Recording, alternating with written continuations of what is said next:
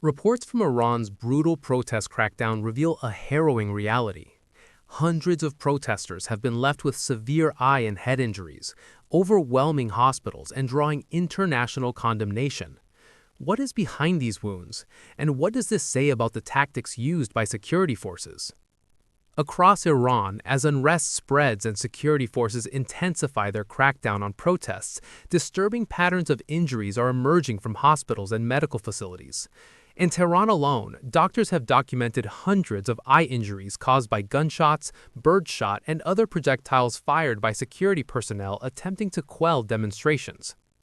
Medical staff in overwhelmed hospitals have described conditions similar to mass casualty scenarios, with emergency wards struggling to cope with the influx of patients suffering head, face, and ocular trauma. Physicians report that many of these wounds are the result of direct gunfire aimed at protesters, concentrated on the eyes and heads, which can permanently blind or maim those affected. One Tehran hospital's ophthalmology department reported receiving more than 400 eye injuries from gunshot wounds alone in a short period, overwhelming its ability to provide effective treatment and straining limited medical resources. These injuries are not isolated to the capital. Doctors inside the country tell of similar patterns in other cities, indicating that security tactics used against demonstrators include firing shotguns and live ammunition at close range, with serious consequences. Some injured Iranians have been reluctant to seek treatment because of fear of arrest or harassment by security forces at medical facilities. Witnesses say that hospitals have sometimes been surrounded or monitored by police and paramilitary units, making it dangerous for injured individuals to access care. The human toll of these injuries goes beyond the immediate physical damage. A severe eye wound can mean a lifetime of disability and trauma. Doctors describe cases where patients' optic nerves were severed, eyes ruptured, or skull fractures sustained from close-range projectiles, resulting in permanent vision loss or long-term neurological damage. Healthcare workers say these types of injuries are not random. Some doctors have pointed out that repeated targeting of the head and eyes suggests a deliberate tactic to incapacitate protesters and instill fear. If true, this has drawn serious concern from human rights advocates worldwide. Amid these reports, human rights organizations have issued urgent appeals to end indiscriminate use of force. They argue that intentional targeting of vital body parts, such as the eyes and head, could constitute a violation of international law and human rights norms. Experts warn that such tactics, even if denied officially, raise questions about proportionality, discrimination, and unlawful violence against civilians.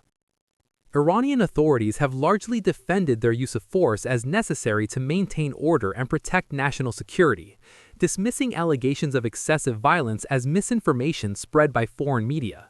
Yet, international observers note that the frequency and severity of eye and head injuries are far outside what would be expected in lawful crowd control operations, and more consistent with punitive or terrorizing tactics.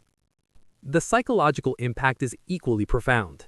Victims of such severe injuries often require long-term medical and emotional support.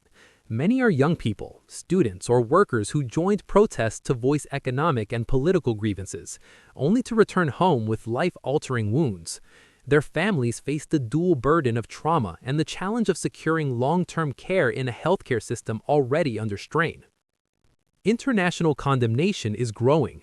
Human rights groups and some governments have called for independent investigations into the scale and nature of these injuries.